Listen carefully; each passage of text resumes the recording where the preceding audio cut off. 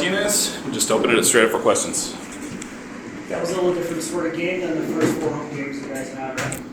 Yep, definitely. We probably could have came in earlier with a better focus than we did, and maybe I don't want to say that we underestimated them, but they definitely came in, to play, and we should have been more ready for that. You've had 3 straight games as a team where you've shot kind of poor or bad in the first half.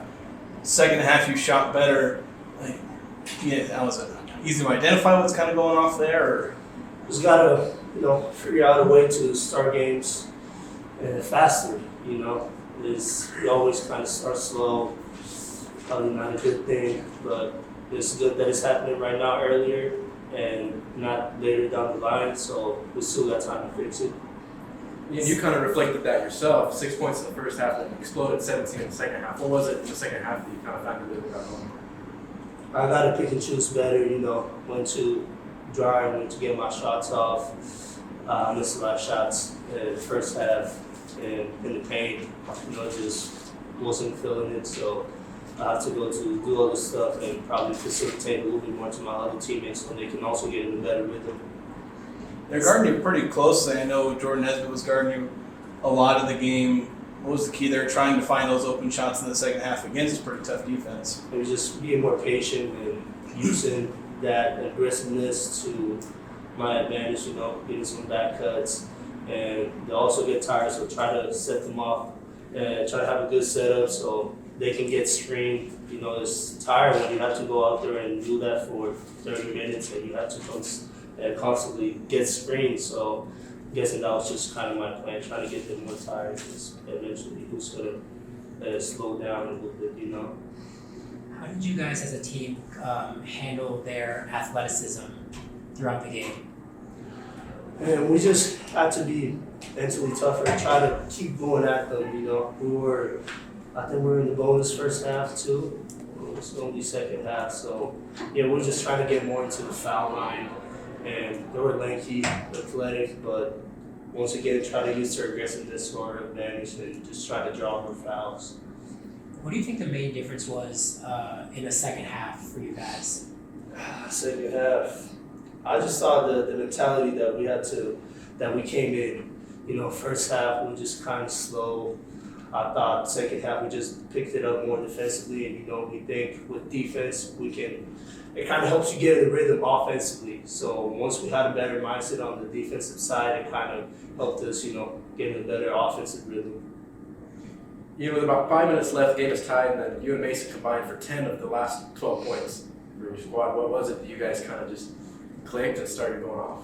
Yeah, we're like 2 guys that can get hot pretty quick. You see Mason in the past tournament, getting hot, and especially, being some of the guards with experience from last year. We just gotta find a way to lead the team towards the end and get that dub. We have to defend home court and we just can't let that happen. We can't lose here.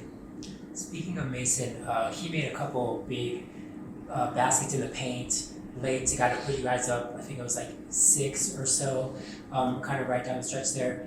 This is probably an obvious question, but how important has it been to kind of have him be one of the leaders of the team this year? Really important is we need those players with toughness, just that kind of mentality that when you need them, they gonna be there no matter what. And Mason does a great job with that. He's just a dog. He's gonna go out there and he's gonna play his ass off. That's it. He's never gonna stop playing hard. That's why I call him the machine. He don't stop. So I'm glad I got him on my team. Carson kind of did that too tonight and kept going from the line. I think 7 of 8 from the line, which was huge for you guys to get rebounds. But once again, there's another dog. He just be down there, even though he's undersized, he still just fights the whole game for rebounds against all these big guys that are 3 inches, sometimes even 4 inches taller than him. So we need those guys, especially in the center, kind of forward position. We need guys that display that type of physicality, no matter how tall they are. So once again, he's been really big for us. I think right now he leads the team in rebounding, if I'm not mistaken, also blocks. So it's all about attitude. Can you take us through that last 6.9 seconds and you get the ball after the inbounds and bring it up the court? And they put a pretty good last shot on that.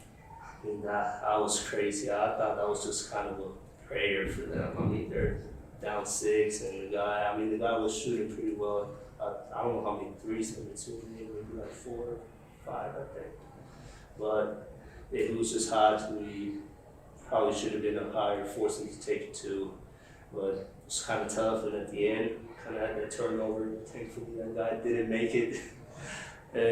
But yeah, we just gotta make sure earlier in the game we just push ahead and build on the leads that we had. I know at one point of the game we were like up 10, and then we just kind of let them come back with a couple threes. So we just can't give up those threes that easily.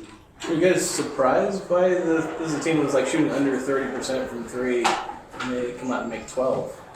Honestly, yes, I've seen he shot it pretty well for like, he hasn't been shooting like an amazing percentage, and I think he made like 3 of them today. So just adjustments that we have to make during the game.